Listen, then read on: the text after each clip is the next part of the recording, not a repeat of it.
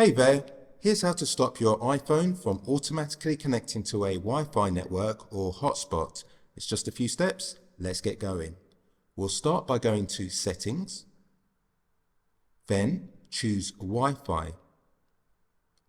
As you can see, I'm currently connected to my Wi-Fi network called Internet. What we need to do here is press the I just beside it. Now, second line down, we have Auto Join. We want to toggle that off.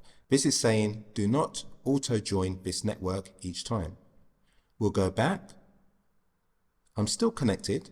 However, if I turn Wi-Fi off and toggle it back on, it's located the network, but you'll notice it hasn't auto joined it. To join it, I need to tap. And as you can see, it's now connected. If I want to reverse that, simply tap the I and tap on Auto Join. So, hopefully that's helped you out. Give the video a nice thumbs up if it has, and I wish you a great day ahead.